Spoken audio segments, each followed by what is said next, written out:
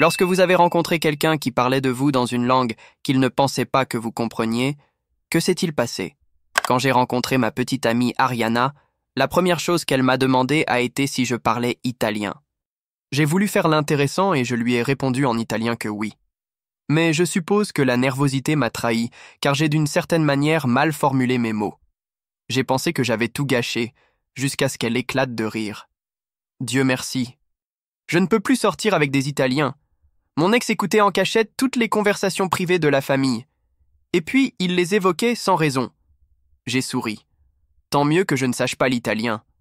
Puis, j'ai habilement détourné la conversation loin de l'Italie. À la fin de cette soirée, j'étais tombé trop amoureux pour lui dire que j'étais bilingue et j'ai pensé que je résoudrais ce problème plus tard. Mais c'est là que mon premier dîner de famille a eu lieu. Sa mère m'a regardé de haut en bas et a dit en italien « Alors c'est lui, hein? Il a au moins un travail ?» Son père a répondu « Le marketing? Mon neveu de 16 ans pourrait faire ça. » Ariana leur a chuchoté quelque chose et ils ont tous ri. Ils disent à quel point c'est merveilleux de te rencontrer, a-t-elle traduit en me serrant la main. Ses parents souriaient, sans aucune chaleur. Pendant 2 ans, ses parents m'ont démoli. Ils commentaient mes passe-temps en italien. Un adulte qui regarde des films de super-héros. Mon avenir avec Ariana. Tu perds vraiment ta vie avec ce loser. Même mon éducation. Leurs parents étaient-ils des clowns de cirque ou quelque chose comme ça? À chaque fois, Ariana se penchait et leur chuchotait quelque chose. Parfois, elle retenait un rire ou faisait une tête de « qui puis-je ». Le pire a été le jeu des comparaisons. Tu te souviens quand Marco, son ex, a apporté ses vins chers? La famille de Marco avait cette maison en Toscane. Au moins Marco pouvait se laisser pousser une barbe décente. Après chaque mention, Ariana leur disait quelque chose à voix très basse. Et ils me regardaient tous avec ce qui ressemblait à de la pitié. Je m'efforçais de ne pas me démasquer. Et puis Ariana a trouvé mon vieux carnet d'italien en cherchant son passeport. J'avais oublié qu'il existait, mais il contenait des centaines de pages de preuves que j'avais appris la langue. « Qu'est-ce que c'est ?» m'a-t-elle demandé cette nuit-là, le visage pâle comme si elle craignait que j'aie tout compris depuis le début. « C'était à mon frère Jax », ai-je répondu avant de pouvoir réfléchir. Il adorait la culture italienne avant de mourir. Elle a baissé les yeux. Craignant de ne pas insister sur mon mensonge évident. « Mais Jax est mort quand il avait 6 ans, a-t-elle murmuré. Je me suis figée, réalisant qu'elle m'avait démasquée. Jax était en avance pour son âge. Ses yeux se sont plissés, mais elle s'est contentée de me serrer dans ses bras et est partie. J'ai levé les yeux au ciel et nous nous sommes tapés dans les poings, pensant que nous nous en étions sortis. Hélas, non. Bientôt, Ariana a commencé à me tester, mettant de la musique italienne de manière décontractée en cuisinant, observant mon visage pour voir si je reconnaissais les mots. Elle a commencé à mentionner des films italiens. « As-tu entendu parler de Cinéma Paradiso ?» Étudiant mon expression vide à la recherche de fissures.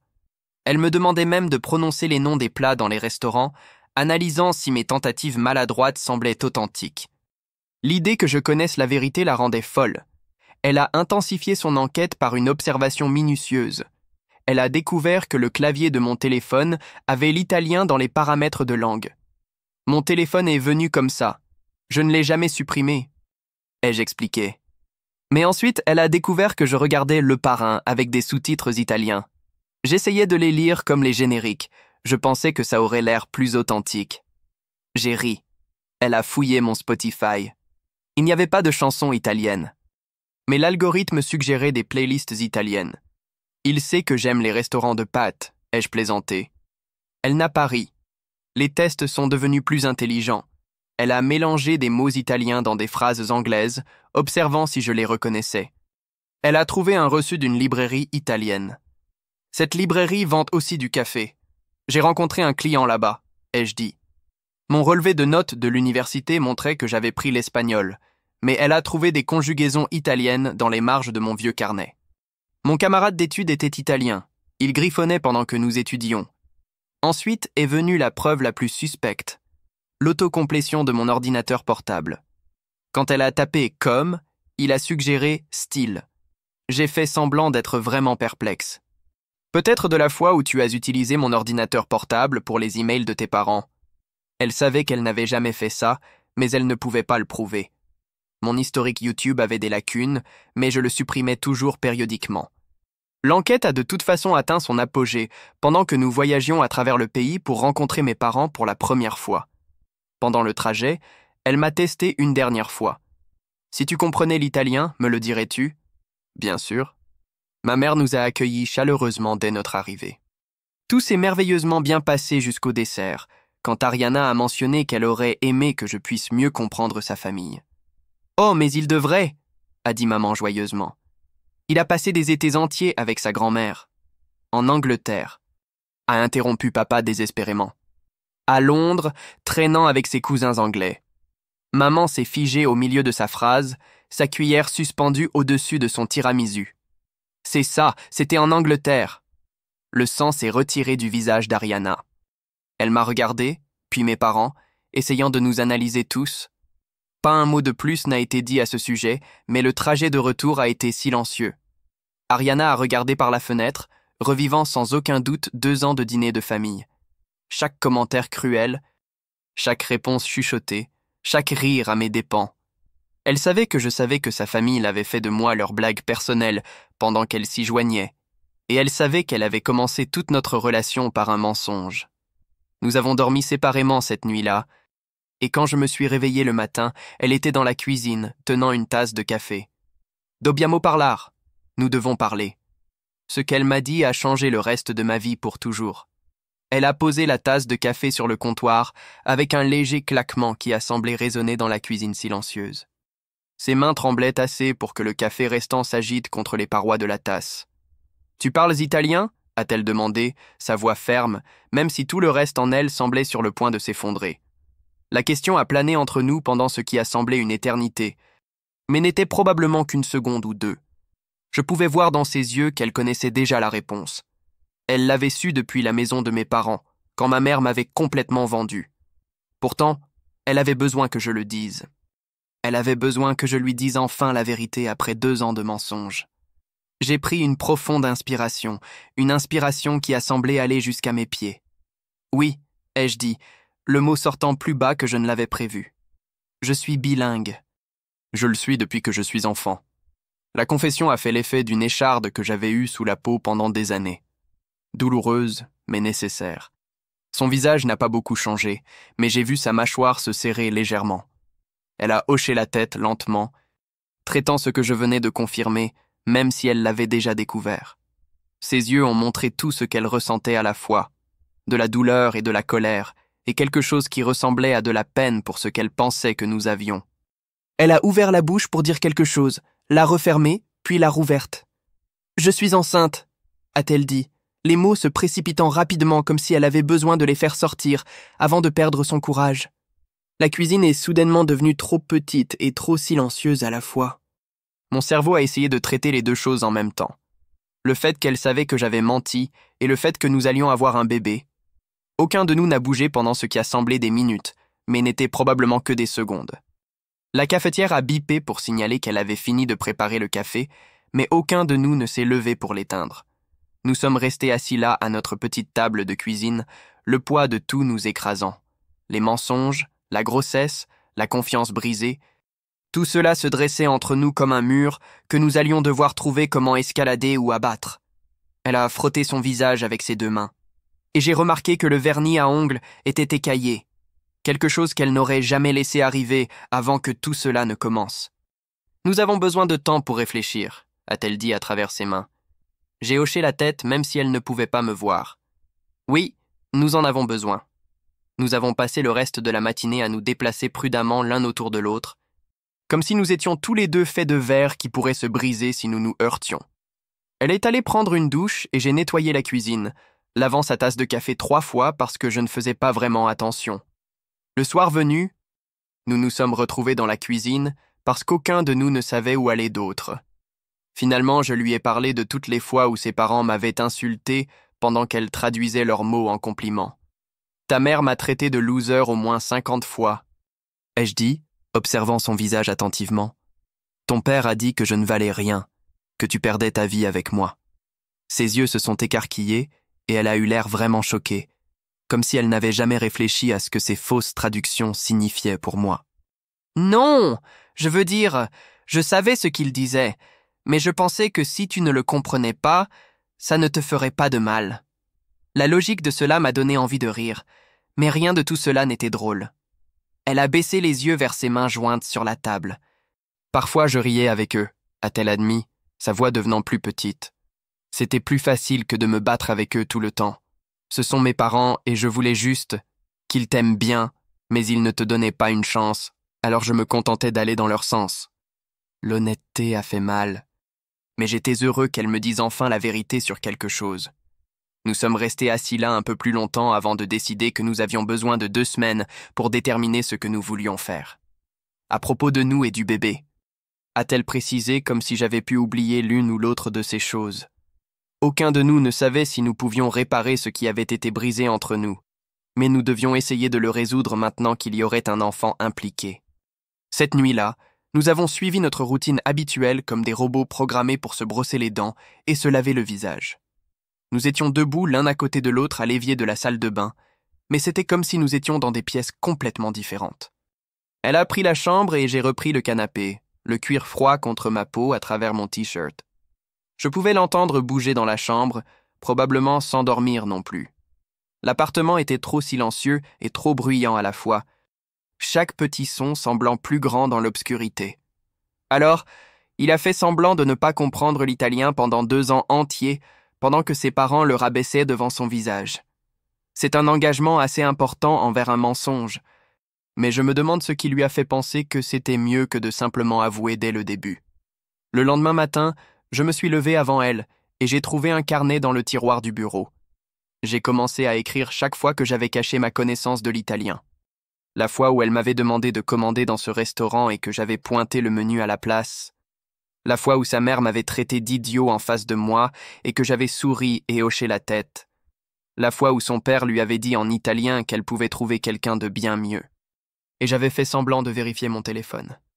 Page après page, c'est rempli de mes tromperies, chacune semblant plus petite et plus stupide que la précédente. Quand j'ai eu fini, j'avais 12 pages de mensonges écrites de ma main désordonnée. Tout voir là en noir et blanc m'a fait réaliser combien d'occasions j'avais eu d'avouer et combien je les avais toutes gâchées. Cette nuit-là, Ariana est entrée dans le salon avec son propre carnet et s'est assise en face de moi à la table basse. Elle avait écrit pendant des heures dans la chambre et sa main était tachée d'encre partout. Elle m'a tendu le carnet et j'ai vu qu'elle avait rempli 8 pages d'une petite écriture soignée. Chaque fois qu'elle avait choisi de rire au lieu de me défendre. Chaque dîner où elle les avait laissés me comparer à Marco sans rien dire. Chaque mensonge traduit qu'elle avait dit pour ne pas me blesser tout en leur permettant de me démolir. La fois où sa mère m'a traité de pathétique et qu'elle a simplement haussé les épaules.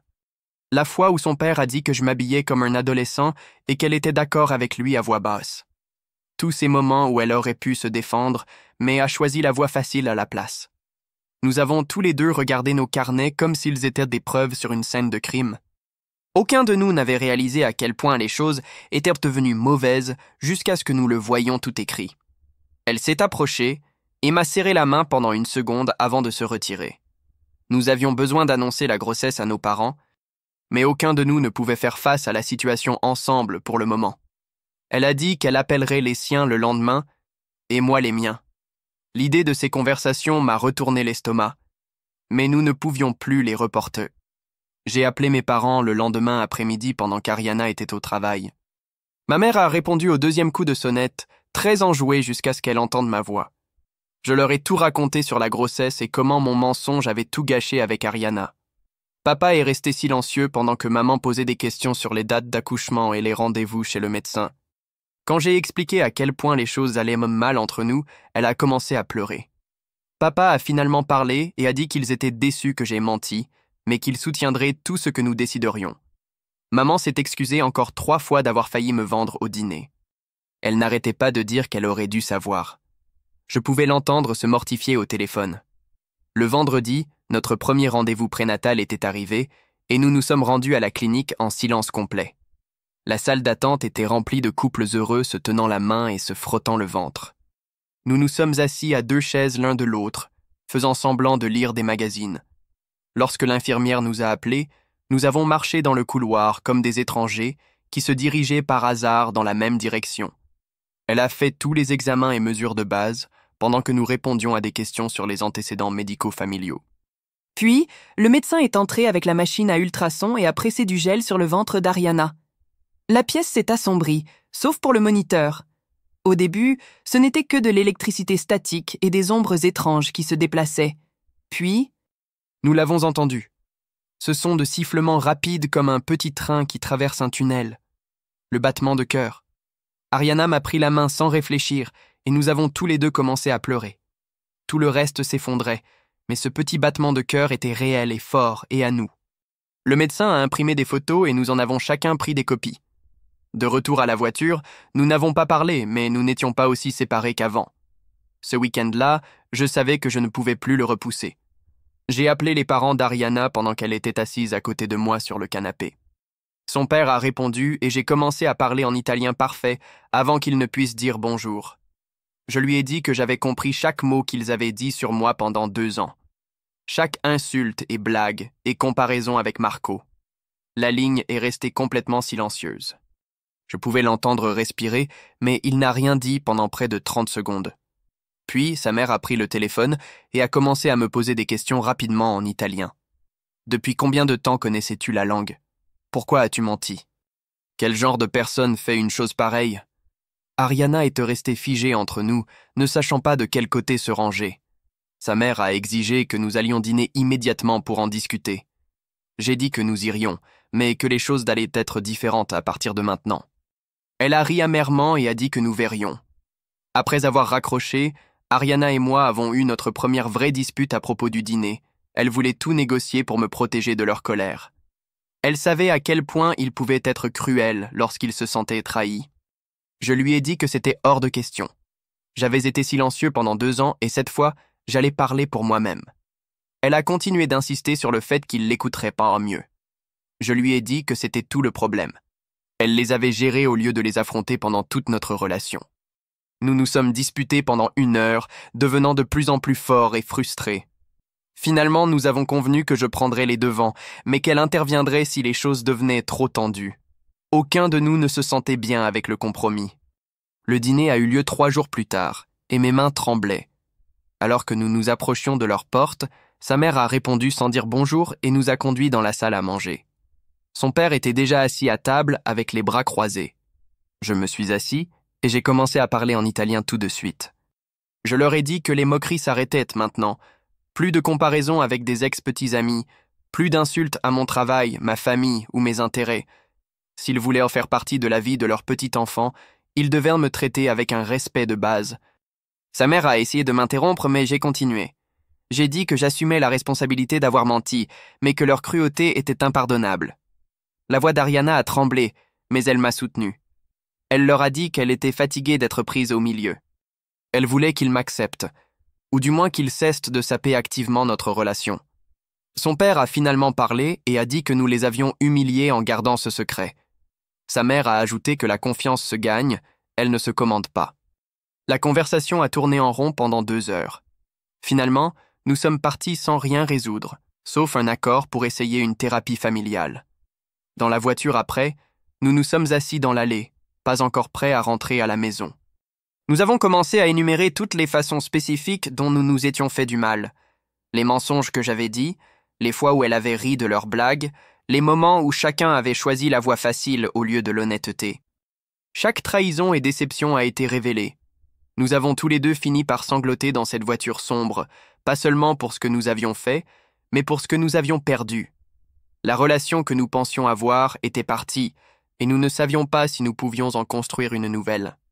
Lorsque nous sommes finalement entrés, Ariana a dit qu'elle avait besoin d'espace pour réfléchir. Elle voulait rester chez ses parents quelques nuits. L'ironie ne nous a pas échappé à tous les deux, mais je l'ai quand même aidé à faire une valise. Nous nous sommes déplacés l'un autour de l'autre si prudemment, comme si nous pouvions nous briser si nous nous heurtions. J'ai mis sa valise dans sa voiture et je l'ai regardée partir. L'appartement était vide et trop silencieux sans elle. J'ai essayé de me concentrer sur le travail, mais je ne pouvais me concentrer sur rien. La présentation que j'étais censé terminer était ouverte sur l'écran de mon ordinateur portable, mais je me contentais de la regarder fixement. La date limite est arrivée et passée, et je n'ai rien soumis. Le lundi matin, mon superviseur m'a envoyé un email demandant une réunion sur mes performances. Un autre problème à ajouter à la pile qui ne cessait de grandir chaque jour. Cette réunion avec mon superviseur a été aussi mauvaise que je m'y attendais. Elle a affiché mes récentes métriques de performance sur son écran et a souligné toutes les marques rouges qui montraient des délais manqués et des projets incomplets. Mes mains tremblaient pendant que j'essayais d'expliquer sans donner trop de détails personnels. Elle m'a mis sur un plan d'amélioration formel avec des suivis hebdomadaires à partir de ce moment. J'ai hoché la tête et j'ai signé les documents, sachant que je n'avais pas d'autre choix si je voulais garder mon emploi. Quand je suis rentré à la maison cet après-midi-là, je me suis assis à mon ordinateur portable et j'ai ouvert un document vierge. Le curseur a clignoté devant moi pendant 20 minutes avant que je ne commence à écrire en italien. Chaque mot me semblait étrange après avoir caché la langue pendant si longtemps. J'ai écrit sur ma rencontre avec Ariana et comment un petit mensonge s'est transformé en 2 ans de tromperie. J'ai expliqué comment j'avais écouté ses parents se moquer de moi pendant qu'elle traduisait des mensonges. J'ai admis ma propre lâcheté et de ne pas avoir parlé plus tôt. La lettre a atteint 3 pages alors que j'écrivais tout ce que j'avais voulu dire pendant des mois. J'ai décrit la douleur d'être constamment comparé à Marco. J'ai écrit sur le fait de voir Ariana rire de leurs blagues. J'ai reconnu ma culpabilité d'avoir commencé tout cela par un mensonge, mais j'ai dit que leur cruauté n'était pas justifiée. Mes doigts se sont déplacés plus rapidement au fur et à mesure que l'italien coulait plus naturellement. Écrire dans la langue a fait l'effet d'enlever un manteau lourd que j'avais porté trop longtemps. J'ai enregistré le document et j'ai envoyé un SMS à Ariana pour lui dire que j'avais écrit quelque chose pour ses parents. Elle est venue le lendemain matin avec du café et l'air fatigué. Je lui ai montré la lettre sur mon ordinateur portable et elle s'est assise pour la lire lentement. Son visage a changé au fur et à mesure qu'elle passait chaque paragraphe. Elle a souligné une section et a suggéré une formulation plus douce. Je l'ai changée et elle a hoché la tête. Nous avons passé 2 heures à discuter de différentes phrases. Elle m'a aidé à expliquer ma perspective sans les attaquer directement. J'ai ajusté les parties qui sonnaient trop en colère. Elle a corrigé ma grammaire là où mon italien était rouillé. Nous avons mieux travaillé ensemble que depuis des semaines. Quand nous avons eu fini, nous avions une lettre qui disait tout ce qui était important sans être cruelle. Elle l'a imprimée et nous avons tous les 2 signé nos noms à la fin. Cet après-midi-là, mes parents sont venus pour parler de tout. Maman a apporté de la soupe maison comme si cela allait régler nos problèmes. Papa était assis sur le canapé, l'air mal à l'aise mais déterminé à aider. Ils nous ont demandé ce dont nous avions besoin d'eux financièrement et émotionnellement. Les parents d'Ariana avaient apparemment 8 pages d'insultes prêtes à correspondre à ces 12 pages de mensonges. Quelque chose à propos de ces carnets parfaitement équilibrés semble trop ordonné pour les relations désordonnées de la vie réelle. Maman nous a raconté leur première année de mariage quand papa a perdu son travail et qu'ils ont failli divorcer. Papa a parlé de la façon dont ils avaient appris à mieux communiquer grâce à la thérapie. Ils ont dit « Chaque relation fait face à des épreuves énormes, et ce qui compte, c'est de choisir de les surmonter. » Maman m'a pris la main et a dit qu'ils soutiendraient tout ce que nous déciderions. Papa a ajouté qu'ils aimeraient de leur petit enfant quoi qu'il arrive entre Ariana et moi. Ils sont restés pendant 3 heures, partageant des conseils et nous écoutant simplement parler. Après leur départ, Ariana a installé son ordinateur portable pour un appel vidéo avec ses parents. Je me suis assis à côté d'elle pendant que l'appel se connectait et que ses parents apparaissaient à l'écran. Elle a pris une profonde inspiration et leur a dit qu'elle était enceinte. Les yeux de sa mère se sont écarquillés et elle a immédiatement commencé à parler de noms de bébé et de couleurs de chambre. Son père a interrompu avec des questions sur notre stabilité financière et notre situation de logement. Ariana a répondu calmement pendant que je restais assis là, comprenant chaque mot, mais restant silencieux. Sa mère a demandé si nous allions nous marier, et Ariana a dit que nous étions en train de le découvrir. Le visage de son père s'est crispé quand il a réalisé que les choses n'étaient pas solides entre nous. L'appel a duré 1 heure, ses parents alternant entre excitation et inquiétude. Après avoir raccroché, Ariana avait l'air épuisée de gérer leurs réactions. Elle est allée chez ses parents pour dîner ce soir-là pendant que je restais à la maison. Vers 23 heures, mon téléphone a sonné et c'était Ariana qui pleurait. Elle a dit que ses parents avaient passé tout le dîner à lui dire qu'elle faisait une erreur en restant avec moi. Ils ont de nouveau mentionné Marco et comment il aurait demandé sa main tout de suite. Sa mère a dit que le bébé méritait des parents stables et engagés. Son père a remis en question si je resterais même une fois que les choses deviendraient difficiles. Ariana sanglotait si fort que je pouvais à peine comprendre ses mots. Elle a dit qu'elle savait qu'ils avaient tort, mais que leurs doutes l'atteignaient. Elle ne savait pas comment leur faire comprendre que nous faisions de notre mieux. Je lui ai dit de rentrer à la maison et que nous le résoudrions ensemble. Le lendemain matin, son père m'a envoyé un SMS me demandant de nous voir seuls. Nous avons convenu d'un café au centre-ville cet après-midi-là. Je suis arrivé le premier et j'ai choisi une table dans un coin loin des autres personnes. Il est arrivé 5 minutes en retard. L'air sérieux. Il a commandé un café noir et s'est assis en face de moi sans me serrer la main. Il a commencé à parler en italien de ses craintes pour sa fille. Il a dit qu'il avait travaillé toute sa vie pour lui donner des opportunités. Il ne voulait pas qu'elle se contente de quelqu'un qui ne pouvait pas subvenir à ses besoins correctement. Il a admis que les comparaisons avec Marco étaient injustes, mais qu'elles venaient du désir du meilleur pour elle. Il a dit « Les parents ne pensent jamais que quelqu'un est assez bon pour leur fille. » J'ai écouté sans interrompre, même si certaines parties m'ont mis en colère. Quand il a eu fini, j'ai répondu en italien, expliquant ma propre position. Je lui ai dit que j'aimais Ariana malgré nos problèmes actuels. Je lui ai dit que je n'abandonnerais jamais mon enfant, quoi qu'il arrive entre nous. Il a hoché la tête lentement et a semblé surpris par ma fluidité et ma franchise. Nous avons parlé pendant une autre heure, trouvant de petits points d'accord. Cette nuit-là, Ariana a évoqué toutes les preuves auxquelles elle m'avait soumis, essayant de me surprendre à comprendre l'italien. Elle a compté au moins 30 tentatives différentes pour exposer mon secret. Elle a dit qu'elle se sentait folle, cherchant constamment des preuves de trahison. Elle a réalisé qu'elle s'était tellement concentrée à me prendre en flagrant délit de mensonge qu'elle avait oublié de vraiment construire la confiance. Sa voix s'est brisée quand elle a admis qu'elle était devenue paranoïaque et méfiante. Elle a dit que cela l'épuisait, analysant toujours mes réactions à tout. Je lui ai dit que je comprenais pourquoi elle m'avait testé étant donné les circonstances. Nous avons tous les deux reconnu la quantité d'énergie que nous avions gaspillée dans la tromperie et la suspicion. 3 jours plus tard, nous avons eu notre premier rendez-vous de conseil avec quelqu'un spécialisé en thérapie de couple. Le bureau de la thérapeute avait 2 chaises face à face avec son siège sur le côté. Elle nous a demandé de décrire nos principaux problèmes sans nous interrompre. Ariana a commencé, expliquant la trahison qu'elle ressentait à cause de mon mensonge. J'ai parlé du mal causé par les moqueries de sa famille et de sa participation.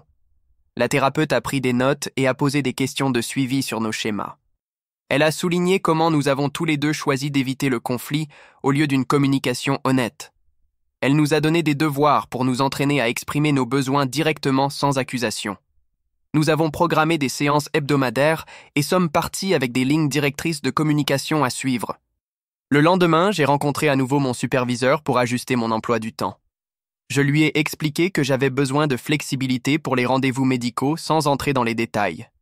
Elle a examiné la politique de l'entreprise sur les congés familiaux et les arrangements flexibles. Elle a accepté de me laisser travailler à domicile 2 jours par semaine, mais a également précisé que j'étais sur la sellette avec le plan de performance. Tout autre délai manqué entraînerait un licenciement, quelles que soient les circonstances personnelles. J'ai signé le nouvel accord, me sentant à la fois reconnaissant et stressé de devoir jongler avec tout. Ce week-end-là, Ariana a suggéré que nous devions prévoir le pire. Elle a sorti un bloc-notes et a commencé à écrire des titres pour la garde et les finances. Nous avons passé 4 heures à créer un document que ni l'un ni l'autre ne voulait utiliser. Nous avons discuté de qui aurait le bébé quel jour si nous nous séparions. Nous avons calculé la pension alimentaire en fonction de nos salaires actuels. Nous avons rédigé des décisions concernant les soins médicaux et l'éducation. Chaque phrase donnait l'impression d'accepter l'échec, mais nous avons continué. Nous avons convenu de nous répartir les jours fériés et les anniversaires si nécessaire. Nous avons décidé des méthodes de communication pour la logistique de la coparentalité. Au moment où nous avons eu fini, nous étions tous les deux épuisés d'imaginer cet avenir. Nous avons mis le document dans un dossier, dans l'espoir de ne plus jamais avoir à l'ouvrir. 3 jours plus tard, nous nous sommes rendus à l'hôpital pour le rendez-vous de l'échographie des 12 semaines. La salle d'attente était pleine de couples heureux se tenant la main pendant que nous nous asseyions avec de l'espace entre nous sur les chaises en plastique. Lorsque nos noms ont été appelés, nous avons marché dans le couloir sans nous toucher, regardant tous les deux les carreaux du sol. La technicienne a pressé du gel froid sur le ventre d'Ariana et a commencé à bouger la baguette pendant que nous regardions l'écran en noir et blanc. Puis tout à coup, il était là, ce petit être qui faisait des culbutes et agitait ses bras comme s'il dansait. La technicienne a pointé du doigt le battement de cœur, la colonne vertébrale, les petits doigts qui s'ouvraient et se fermaient. Sans réfléchir, j'ai cherché la main d'Ariana et elle a serré la mienne. Nous avions tous les deux des larmes qui coulaient sur nos visages en voyant notre bébé bouger comme ça. La technicienne a imprimé des photos et nous avons marché jusqu'à la voiture en nous tenant toujours la main. C'était la première fois que nous nous touchions depuis des semaines. Aucun de nous n'en a parlé, mais nous ne nous sommes pas lâchés avant d'être arrivés sur le parking. Le week-end suivant, nous avons décidé d'essayer de déjeuner avec ses parents dans ce restaurant italien du centre-ville. Nous avions convenu d'une nouvelle règle avant d'y aller. Pas de moquerie dans n'importe quelle langue, point final. Sa mère a commencé dès que nous nous sommes assis, regardant le menu et disant en italien comment les gens du marketing inventent des mensonges pour gagner leur vie. J'ai immédiatement répondu en italien parfait que j'apprécierais qu'elle garde ses opinions sur ma carrière pour elle. Son visage est devenu blanc et elle a laissé tomber le menu. Son père a commencé à dire quelque chose, mais Ariana l'a interrompu, disant « Nous partirons si vous ne pouvez pas être respectueux ». Le serveur est venu et nous avons commandé dans ce silence étrange et tendu. Sa mère a essayé à nouveau au milieu du repas, mentionnant en italien à quel point mes parents avaient l'air simples quand elle avait vu leurs photos Facebook. J'ai posé ma fourchette et me suis levé. Ariana s'est également levée et a dit que nous partions sur le champ. Sa mère a commencé à protester, mais Ariana mettait déjà son manteau. Nous avons laissé de l'argent sur la table et sommes sortis pendant que ses parents restaient là, abasourdis. Dans la voiture, les mains d'Ariana tremblaient alors qu'elle démarrait le moteur. Elle ne les avait jamais affrontés comme ça auparavant, et je pouvais voir à quel point ça lui avait coûté. Cette nuit-là, nous avons commencé ce qui est devenu notre nouvelle routine. Faire des promenades dans le quartier après le dîner. Nous laissions nos téléphones à la maison et marchions simplement pendant 1 heure, utilisant le mouvement pour nous aider à parler sans avoir à nous regarder. Les premières promenades ont été plutôt calmes, mais nous avons progressivement commencé à nous confier. Lors de la 4e promenade, j'ai admis que j'avais parlé de nos problèmes à mon amie de l'université en buvant des bières le mois dernier. Elle m'a dit qu'elle avait pleuré avec sa sœur au téléphone en se demandant si elle pourrait à nouveau me faire confiance.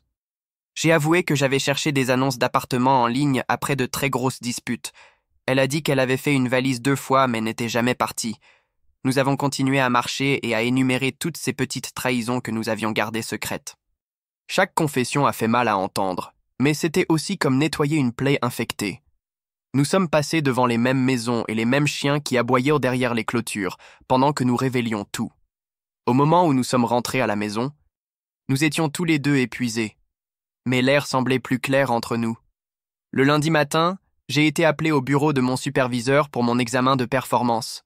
Elle avait des feuilles de calcul qui montraient tous mes délais manqués du dernier mois et les plaintes des clients concernant des réponses tardives.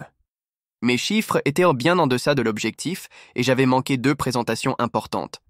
Elle a dit qu'elle comprenait que des problèmes personnels se produisent, mais que l'entreprise avait besoin que je fonctionne à pleine capacité.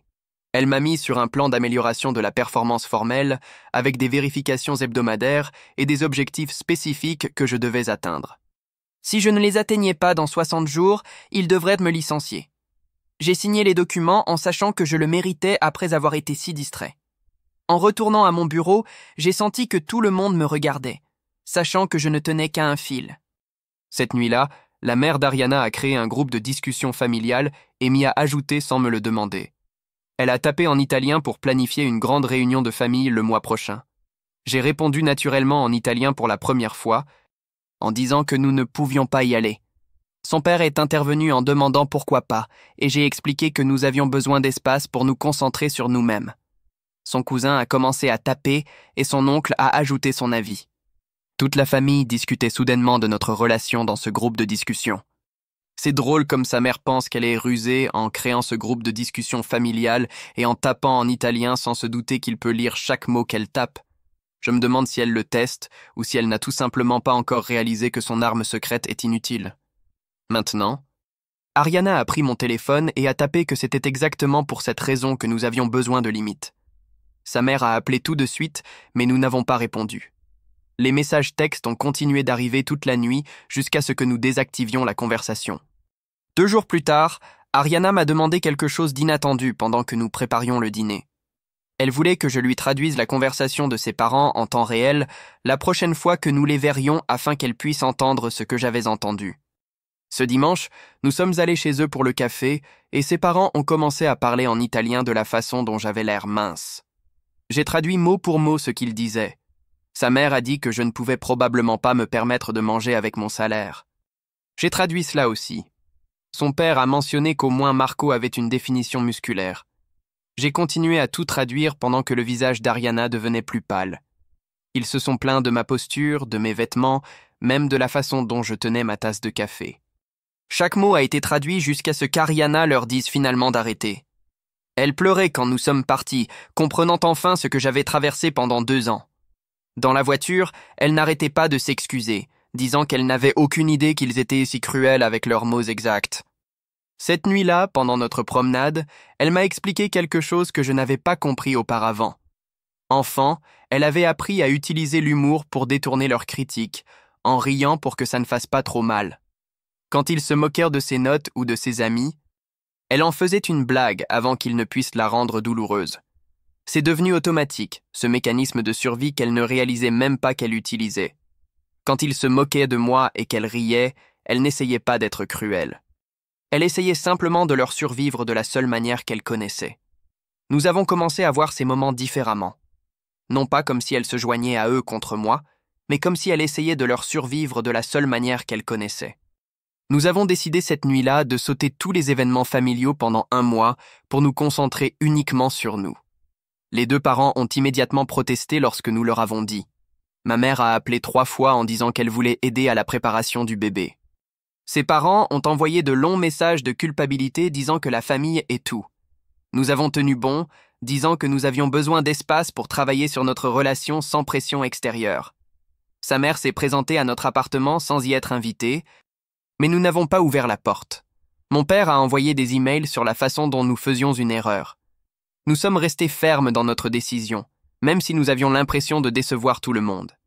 Le lendemain matin, nous nous sommes assis à la table de la cuisine avec nos ordinateurs portables ouverts sur les relevés bancaires et les sites web de location.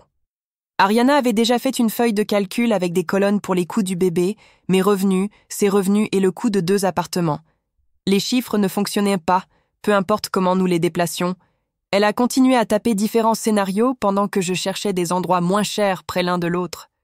Nous aurions besoin de berceaux aux 2 endroits. Des sièges d'auto, essentiellement 2 fois tout.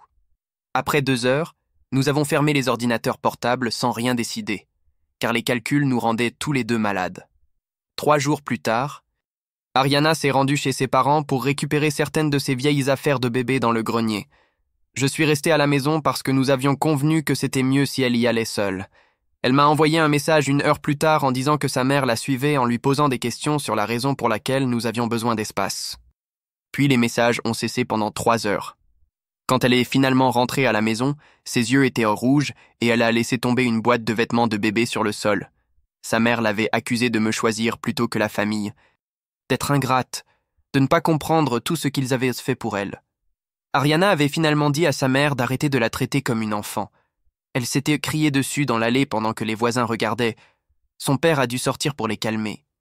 Elle tremblait quand elle me l'a raconté, mais elle semblait aussi plus grande d'une certaine manière, comme si le fait de les affronter avait changé sa posture.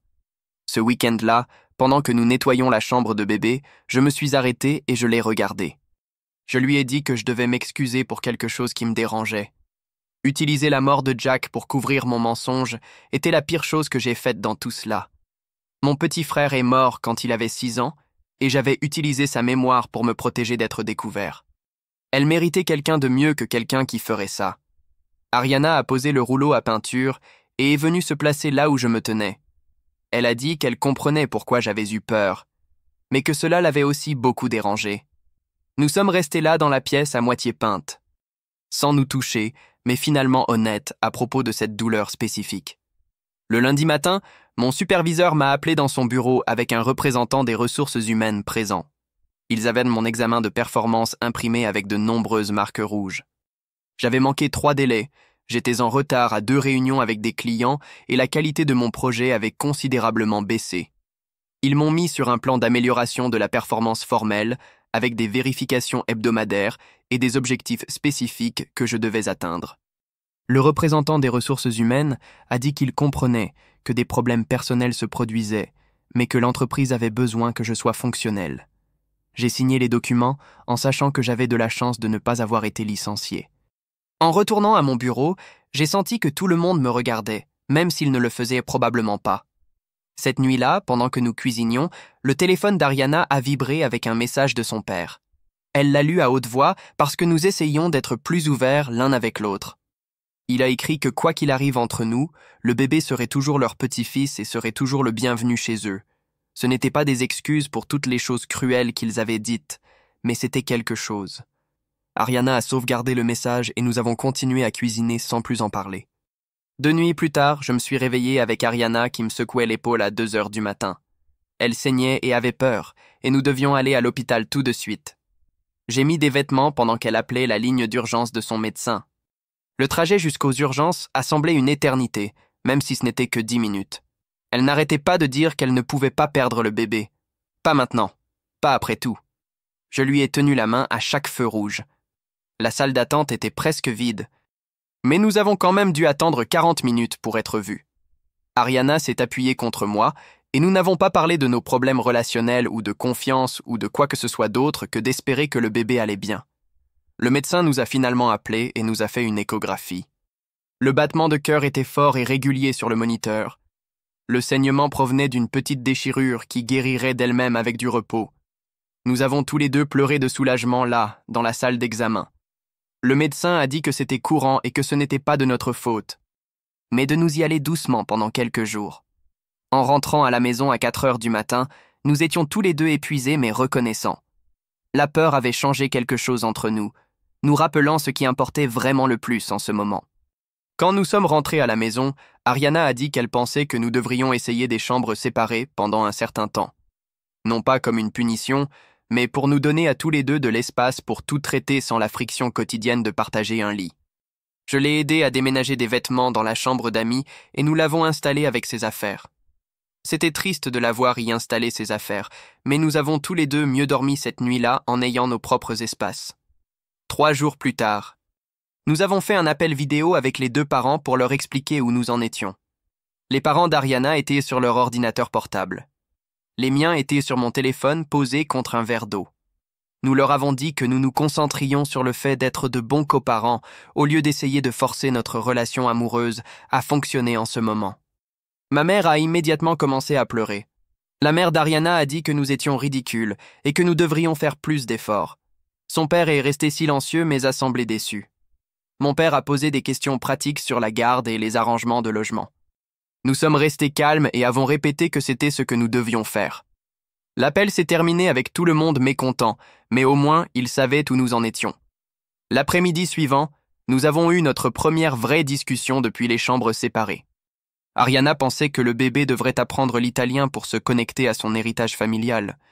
Je pensais que ce serait déroutant, et je m'inquiétais aussi de ce que ses parents diraient quand ils penseraient que l'enfant ne pouvait pas comprendre. Ensuite, nous n'avons pas été d'accord sur les noms de famille, car elle voulait que son nom soit inclus et je voulais le mien. Nous nous sommes disputés pendant 1 heure, de plus en plus fort, mais pas d'une mauvaise manière. Finalement, nous avons convenu de laisser cela pour après la naissance, lorsque nous devrions vraiment décider. C'était un progrès que nous puissions être en désaccord sans que cela nous détruise. Ce samedi-là a été notre premier cours prénatal à l'hôpital. Nous sommes entrés ensemble et avons trouvé des sièges dans le coin arrière. Tous les autres couples avaient l'air heureux et excités, se tenant la main et se frottant le ventre. Nous nous sommes assis avec de l'espace entre nous, prenant des notes pendant que l'instructrice démontrait des techniques de respiration. Quand elle nous a fait pratiquer des positions d'accouchement, nous avons travaillé ensemble de manière professionnelle comme des collègues sur un projet. La normalité d'apprendre sur les contractions et de pousser alors que notre relation était dans les limbes semblait étrange. Pendant la pause, un autre couple a demandé depuis combien de temps nous étions ensemble. Et nous avons tous les 2 répondu en même temps avec des chiffres différents. Ils ont eu l'air confus et ont changé de sujet. Nous sommes restés pendant tout le cours de 3 heures, apprenant tout, des épidurales à l'allaitement, tout en évitant le contact visuel l'un avec l'autre. 2 jours plus tard, je suis rentré du travail et j'ai trouvé une grande boîte en carton appuyée contre la porte de notre appartement sans aucune note ni rien. Je l'ai soulevée et l'ai fait entrer, la posant sur le comptoir de la cuisine pendant qu'Ariana venait regarder. Elle a ouvert les rabats et a sorti une petite grenouillère avec des mots italiens imprimés, puis un hochet en bois, puis une couverture douce que sa grand-mère avait faite il y a des années. Sa mère avait laissé toutes ses affaires de bébé sans même appeler ou dire quoi que ce soit. Nous sommes restés là à tout regarder éparpillé sur le comptoir, nous sentant tous les deux étranges à cause du geste, car ses parents étaient toujours difficiles avec tout le reste. J'ai replié la couverture pendant qu'Ariana mettait les autres articles dans un tiroir. Aucun de nous n'était sûr si nous devions envoyer un message à sa mère pour la remercier ou simplement laisser les choses ainsi. La semaine suivante, nous avons eu un rendez-vous avec un médiateur au centre-ville pour régler notre accord de coparentalité. Nous nous sommes assis de part et d'autre d'une table de conférence pendant que le médiateur passait en revue toutes les décisions que nous devrions prendre concernant les horaires de garde, les jours fériés et les choix médicaux. Le moment du médiateur semble assez opportun alors qu'il travaille déjà naturellement sur des désaccords concernant les leçons d'italien et les noms de famille sans avocats impliqués. Cela me fait me demander si quelqu'un a suggéré cela ou s'ils ont simplement décidé qu'ils avaient besoin d'une aide officielle juste après avoir réussi à se disputer sans se détruire mutuellement. Elle a posé des questions sur les vacances d'été et qui réclamerait le bébé sur les impôts et ce qui se passerait si l'un de nous voulait déménager dans une autre ville. Nous avons passé 3 heures à parcourir tous les scénarios possibles, en rédigeant des accords sur les horaires de prise en charge et les contacts d'urgence et comment nous diviserions les dépenses. Le médiateur a tout écrit pendant que nous restions assis là à essayer de planifier un avenir que nous ne pouvions pas encore vraiment imaginer. Cette nuit-là, j'ai fini d'écrire la lettre à ses parents en italien, expliquant nos limites à l'avenir concernant le respect et la façon dont ils parlèrent de moi. Ariana l'a lu et a fait quelques modifications. Puis, nous l'avons imprimé et elle a signé son nom à côté du mien à la fin. L'italien me venait facilement maintenant que je ne faisais plus semblant, et j'ai utilisé un langage formel pour indiquer clairement que nous étions sérieux au sujet de ces règles. Nous l'avons posté le lendemain matin en nous rendant à nos emplois séparés. Ses parents ont appelé Ariana cet après-midi-là, mais elle a laissé l'appel passer à la messagerie vocale, et nous avons écouté le message confus de sa mère ensemble cette nuit-là. 4 jours plus tard, nous avons essayé de dîner chez ses parents pour voir s'ils pouvaient respecter les nouvelles limites que nous avions fixées.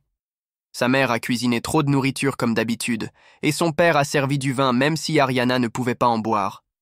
Ils se sont surtout tenus à l'anglais, mais sa mère a glissé 2 fois, une fois en commentant ma chemise et une fois en demandant à son père quelque chose sur ma voiture.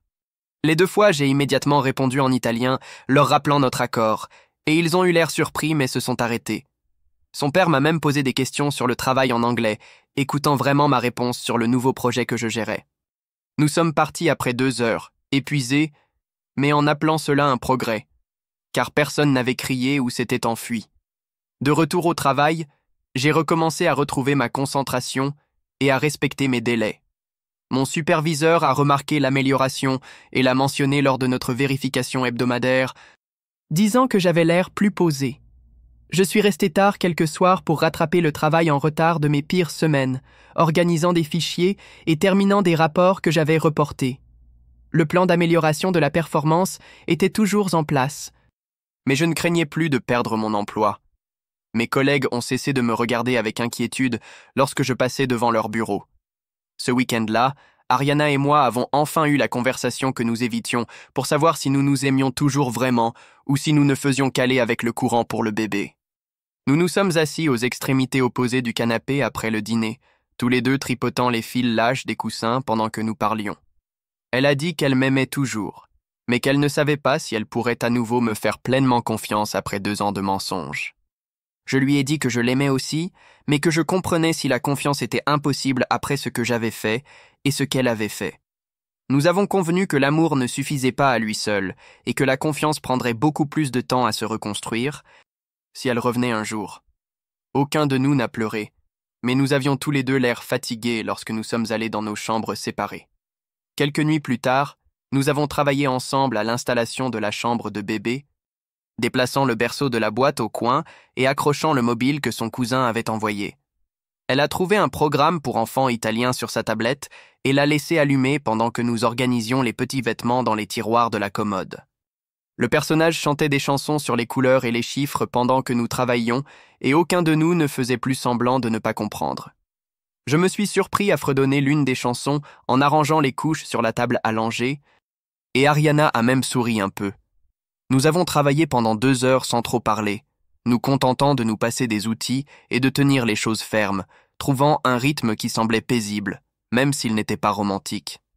Ses parents ont envoyé un message cette nuit-là au sujet du prochain rendez-vous prénatal, écrivant en italien comme ils le faisaient toujours avec Ariana. J'ai pris mon téléphone et j'ai répondu en italien, confirmant la date et l'heure pendant qu'Ariana regardait de l'autre côté de la pièce. Son père a répondu avec un emoji de pouce levé, et sa mère a envoyé un cœur. Ils ont tous deux accepté ma réponse sans commentaire. Nous n'étions pas exactement ensemble, mais nous n'étions pas non plus complètement séparés. Nous trouvions juste une nouvelle façon d'être une famille que personne n'avait encore nommée.